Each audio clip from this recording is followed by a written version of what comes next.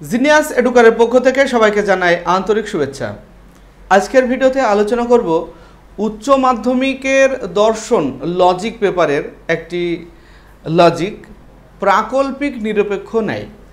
প্রাকল্পিক নিরপেক্ষ ন্যায়, এই ন্যায়টি কিভাবে তোমরা শিখবে আজকে খুব সহজে তোমাদেরকে বুঝিয়ে দেব, ভিডিওটি মিস করবে না। যদি প্রাকল্পিক নিরপেক্ষ ন্যায় অনুমান সম্পর্কে তোমাদের কোনো অসুবিধা থেকে থাকে অবশ্যই ভিডিওটিকে একবার দেখে নাও, আশা করছি তোমার কোনো সমস্যা থাকবে না। দেখো, নামকরণেই বলা আছে প্রাকল্পিক নিরপেক্ষ ন্যায়। প্রাকল্পিক মানে প্রাকল্পিক বচন থাকবে, আর নিরপেক্ষ মানে নিরপেক্ষ বচন থাকবে।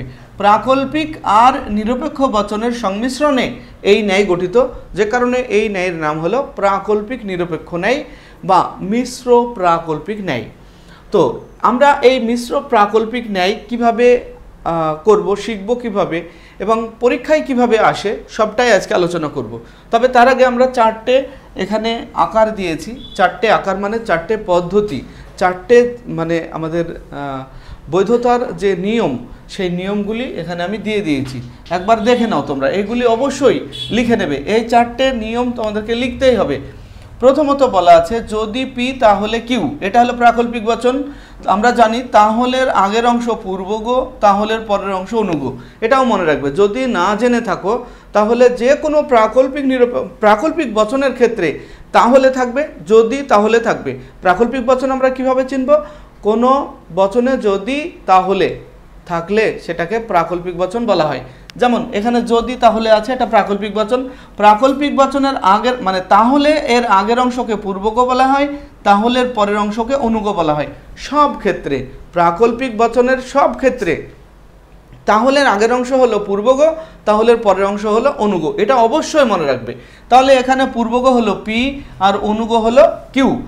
এবার দেখো, এই যে দুটো অংশ আমাদের প্রধান এটা আর অপ্রধান আর সিদ্ধান্ত। অপ্রধান আর সিদ্ধান্তে প্রধানের যে দুটো অংশ পূর্বগ আর অনুগ, এই দুটো অংশ অপ্রধান এবং সিদ্ধান্তে নেমে আসবে। তাহলে এখানে দেখো, পূর্বগ অংশ আগে নামছে, তারপরে অনুগ অংশ নিচে নামছে। এরকম যদি হয় তাহলে সেটা বৈধ হবে, এমপি আকার হবে, অর্থাৎ মোডাস পনেন্স। এটাকে বলা হয় বৈধ গঠনমূলক এমপি আকার। কিন্তু এর উল্টোটা যদি ঘটে, অর্থাৎ এই যে 2 নম্বরে যেটা দেখছি আমরা, 2 নম্বরে প্রধানে আছে পি কিউ আর এর মধ্যে কিউ আগে আসছে তারপরে পি আসছে, যদি এরকম হয় অর্থাৎ এটার পুরো উল্টো, এখানে কিউ আগে আসছিল, এখানে পি আগে আসছিল, কিউ পরে আসছিল, এখানে কিউ আগে আসছে, পি পরে আসছে, অর্থাৎ অনুগ আগে আসছে তারপরে পূর্বগ আসছে। এইরকম যদি হয় তাহলে হবে অনুগ স্বীকারজনিত দোষ, এটা অবৈধ। অবৈধ অনুগ স্বীকারজনিত দোষ। এবার দেখো 3 নম্বরে আছে যদি পি তাহলে কিউ, তাহলে আগের অংশ পূর্বগ, তাহলে পরের অংশ অনুগ। এবারে যে পূর্বগ আর অনুগ, এর মধ্যে অনুগ অংশ যদি আগে অস্বীকার হয়ে আসে, অনুগ অংশ যদি আগে অস্বীকার হয়ে আসে তারপরে যদি পূর্বগ অস্বীকার হয়ে আসে, এখানে দুটোই অস্বীকার থাকবে। যদি আগে অনুগ অস্বীকার হয়ে আসে তারপরে পূর্বগ অস্বীকার হয়ে আসে তাহলে হবে বৈধ এমটি আকার, এটা হবে বৈধ এমটি আকার। কিন্তু এইটার যদি আবার উল্টো হয়, অর্থাৎ আগে পূর্বগ অস্বীকার তারপরে অনুগ অস্বীকার, তাহলে কি হবে? তাহলে দোষ ঘটবে, পূর্বগ অস্বীকারজনিত দোষ ঘটবে। এই হলো 4টে নিয়ম। এই 4টে নিয়মকে যদি তুমি আয়ত্ত করতে পারো, বুঝতে পারো, তাহলে প্রাকল্পিক নিরপেক্ষ ন্যায় অনুমানে কোনো সমস্যা তোমার থাকবে না। এগুলো লিখে নেবে, তাহলে বুঝতে সুবিধা হবে। এবার আমি একটা উদাহরণ দিয়ে তোমাদেরকে বুঝিয়ে দিই। যেমন ধরো পরীক্ষায় থাকে যদি পি তাহলে কিউ, যদি পি তাহলে কিউ, কমা কিউ অবলিক অতএব পি, এটা কি হবে? বৈধ হবে না অবৈধ হবে? এটা তোমাদেরকে বিচার করতে হবে। পরীক্ষায় ঠিক এরকমভাবে থাকে, যদি পি তাহলে কিউ, কিউ অবলিক অতএব পি। তাহলে এই আকারটা কেমন আসছে? প্রধান আশ্রয় বাক্য হলো এটা, তারপরে অনুগ আসছে, তার নিচে পূর্বগ আসছে, তাহলে আগে অনুগ পরে পূর্বগ, মানে এটা, এই আকারটা 2 নম্বর আকারের সঙ্গে মিলছে। অর্থাৎ এই যুক্তিটিকে আমরা বলবো অনুগ স্বীকারজনিত দোষ। এইভাবে আমরা বৈধতা বিচার করি। আর তোমাদের যদি কোনো সমস্যা থেকে থাকে, বুঝতে যদি কোনো অসুবিধা হয়, তাহলে অবশ্যই আমাকে কমেন্ট করে জানাবে। আমি যদিও আর একটা উদাহরণ দিয়ে তোমাদেরকে বুঝিয়ে দিই।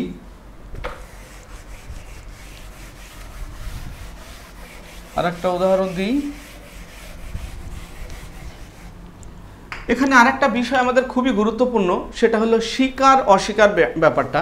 মানে স্বীকার কখন বলবে আর অস্বীকার কখন বলবে, এই বিষয়টি কিন্তু খুবই গুরুত্বপূর্ণ। অনেকে এটা বোঝো না, তো এটাকে আমি বুঝিয়ে দিই। এখানে অনেকে ভুল করো তোমরা। তো স্বীকার আর অস্বীকার, আমরা যদি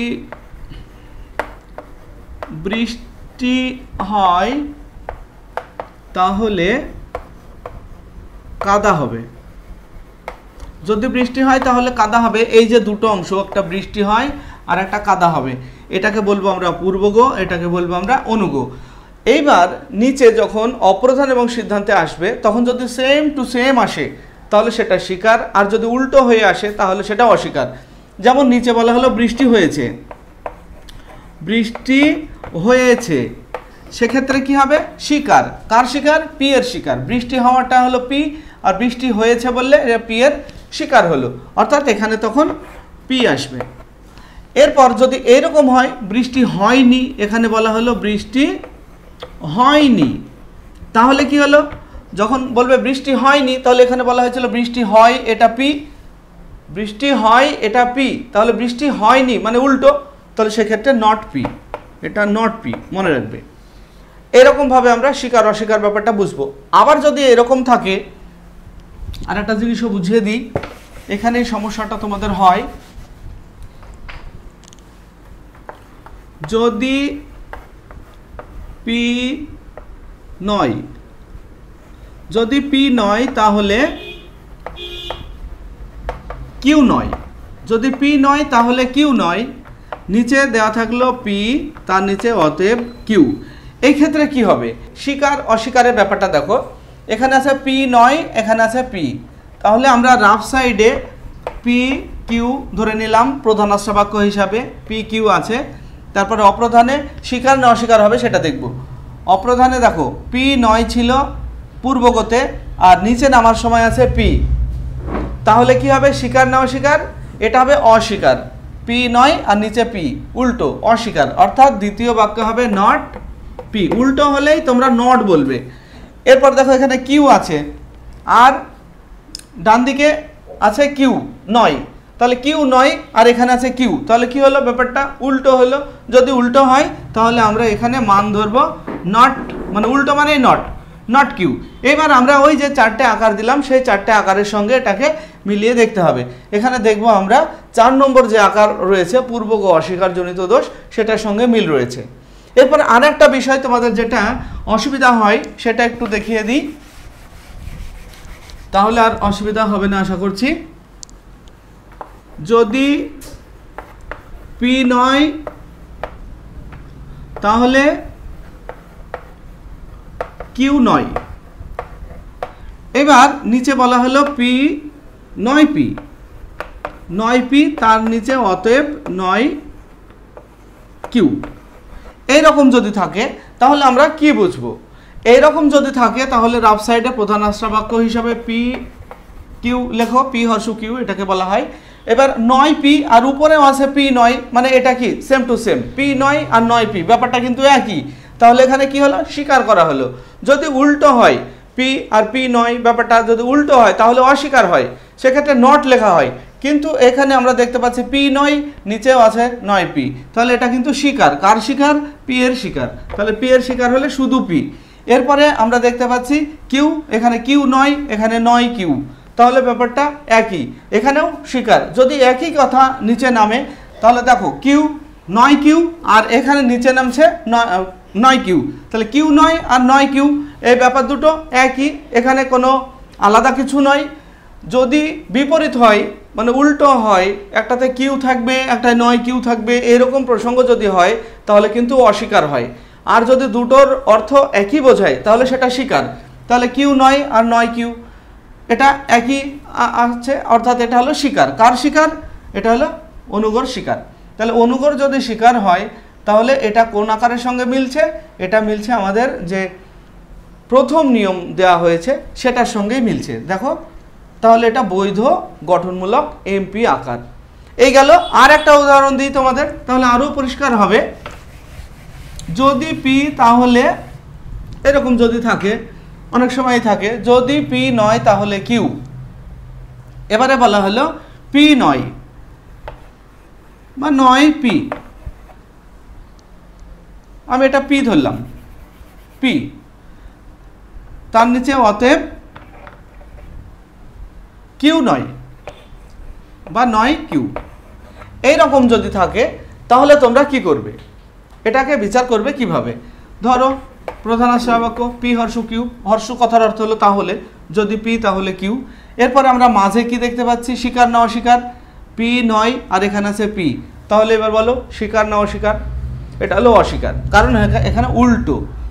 এখানে যদিও দেখতে মনে হচ্ছে যেন স্বীকার, তোমরা বলবে স্বীকার, কিন্তু না, এটা স্বীকার নয়, কারণ উপরে আছে পি নয় আর নিচে আসছে পি, তাহলে উল্টো হয়ে যখন আসবে তখন সেটা হবে অস্বীকার।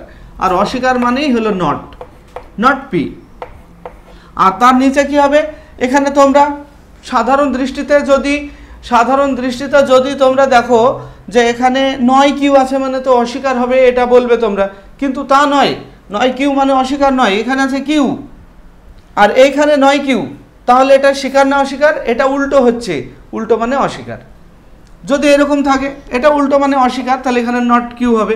কিন্তু যদি এইখানে নয় থাকে আর এইখানে নয়টা না থাকে, সাধারণ দৃষ্টিতে মনে হচ্ছে যেন এটা স্বীকার, কিন্তু স্বীকার নয়, এক্ষেত্রে কি হবে? এটা নয় কিউ আছে আর এখানে শুধু কিউ আছে, অর্থাৎ এখানেও অস্বীকার হচ্ছে। এক্ষেত্রে কি লিখবো আমরা? Not Q. তাহলে এই আকারটা কোনটার সঙ্গে মিলছে? এই আকারটা আমাদের যে 4 নম্বর নিয়ম আছে সেই 4 নম্বর নিয়মের সঙ্গে মিলছে। তাহলে এই হলো আমাদের বৈধতা বিচার শেখার যে সিস্টেম। আশা করছি তোমাদের কোনো অসুবিধা আর থাকবে না। যদি কোনো অসুবিধা থাকে অবশ্যই আমাকে কমেন্ট করে জানাবে, আমি তোমাদের সেই সমস্যাগুলি সমাধান করে আবারও ভিডিও দেব। ভিডিওটি ভালো লাগলে লাইক, কমেন্ট এবং শেয়ার করবে। আর চ্যানেলটি যদি এখনও সাবস্ক্রাইব না করে থাকো অবশ্যই চ্যানেলটিকে সাবস্ক্রাইব করে নেবে। আসছি পরবর্তী ভিডিও নিয়ে, সেই পর্যন্ত সবাই ভালো থাকবে, সুস্থ থাকবে। Bye bye.